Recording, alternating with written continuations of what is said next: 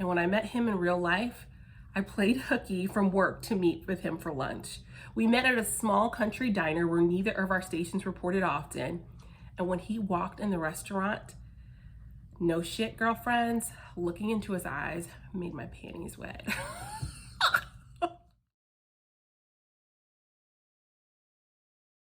Hey friends, it's me, Lauren Hope, aka Lolo, of Good Girl Chronicles, blogger, motivational speaker, certified peer recovery specialist, dog mom, lover of Dwayne Johnson, and all around fabulous. Welcome back to my channel. This is the little love of my life, my best friend, Boo Bear. He went to the groomer and they forgot to bring his collar back, and so look at him. Doesn't he look naked? How come when dogs don't have collars on, they look naked, unchained? We're gonna get you a new one, Boo. Boo is really not into YouTube, so he might not be with us for very long. Want to sit? See what I mean? He's gone. Hey friends, welcome back to my channel. I talk about love, sex, mental health, and the rebuilding of my life after being homeless for a year. I want to say thank you to the new subscribers. We are almost to 550 subscribers. Oh my God. Anyways, I was so excited to come home and do this video, like very impromptu, because about 3 weeks ago, I started a story. It was super juicy, right? And yesterday I just sat down and I actually felt inspired to write a little bit. So here is the first installment of hashtag finish the story. This is called Red. I'm a storyteller and motivational speaker, amongst other things. I hope to one day complete and publish my memoir about the last couple of years of my life, what led to me being homeless and becoming a mental health advocate, things like that. I'd love for you to click subscribe and join the journey. Also, if you love this story, give me a hashtag, finish the story. You'd like to hear more, and I'll continue writing. All right, so here's Red. I'm gonna look down on my computer a little bit. So this is the story I've been promising you guys. Also, disclaimer, this is not safe for work. I'm not saying it's like Hustler, but we will be talking about some mature material. So go to a place where the kids are not, and let's get into it. So this story is called Red. Red, bright red. That is the last color I saw before everything fell apart. Red, the color of rage, anger, passion. And this red was not my shade. It was hot, sensual, and blazing. Red covered lips pressed against the mirror. A reminder of what their bodies did before I got here. A reminder of how she felt against him. A reminder that the man on the other side of the bathroom door, is not mine. The entire plane ride from Virginia, I've played in my mind how I'm gonna slowly undress myself in front of him, place my... Let's do it again. Sorry, I got a little... I can do this. I'm an adult. Hey friends, it's me, Lauren Hope, aka Lolo, of Good Girl Chronicles, blogger, motivational speaker, certified peer recovery specialist, dog mom, lover of Dwayne Johnson, and all around fabulous. Welcome back to my channel. I talk about love, sex, mental health, the rebuilding of my life after a year of being homeless, and everything in between. Thank you so much to the new subscribers. We are almost at 550 subscribers. Please give me a like and a subscribe. And if you love this story that I'm about to tell, do hashtag finish the story, hashtag keep going.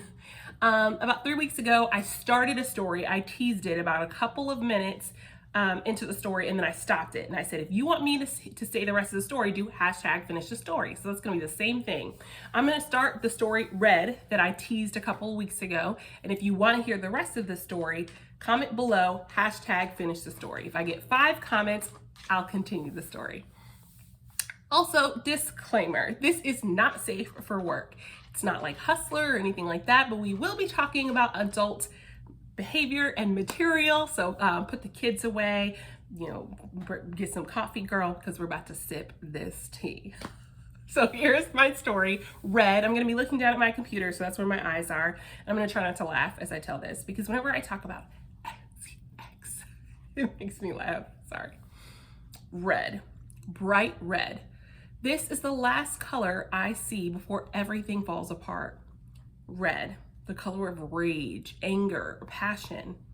Red covered lips pressed against this mirror, a reminder of what their bodies did before I came here, a reminder of how she felt against him, a reminder that the man on the other side of this bedroom door is not mine. The entire plane ride from Virginia, I play in my mind how I'm going to undress myself in front of him, place his hands on my breast, let him caress every part of me like he said he would during our phone sex conversations. How can we do that now when I know that she has been here, that no matter how many hip thrusts or ankle bending or touching that I do, I will never replace the woman who left these red lip prints here? Hey, what's taking you so long? Lyric says. Oh, you know what? I'm just getting myself together, a little jet lagged. It was such a long flight. I've known Lyric for almost 5 years. He messaged me on Facebook after seeing me on television in Lynchburg. I was a rookie reporter. He was a master control operator for the competing station. And he introduced himself by writing this. I'm sure you get this all the time, but I saw you on air the other day, and might I say, you are really pretty.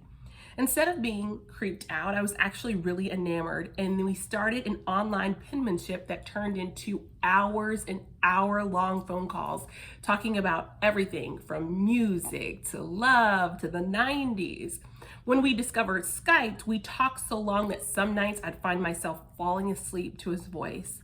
He was intrigued about my dream to be the Black Carrie Bradshaw and how I wanted to write about relationships in a column like Sex and the City. Our television stations were 30 minutes apart. And when I met him in real life, I played hooky from work to meet with him for lunch. We met at a small country diner where neither of our stations reported often. And when he walked in the restaurant, no shit, girlfriends, looking into his eyes made my panties wet. So sorry. His complexion was light tan. I couldn't decipher his race. He had this fair skin with like this hint of golden. His dark black hair was cut short like a buzz. He had a brown mole above his lip on this side. His emerald eyes had specks of brown in them. During our lunch date, I could barely speak or eat. I was caught up in his beauty, his deep voice, and the way his eyes seemed to scan every part of me. Afterwards, we played in the toy aisle in Walmart like teenagers. Then we sat in his car for an hour trying to soak in the rest of the waning day.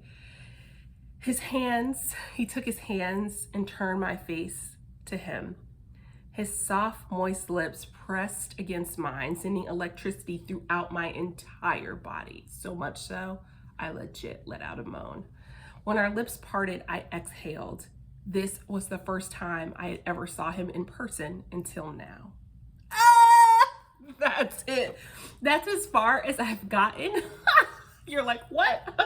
I just got the popcorn.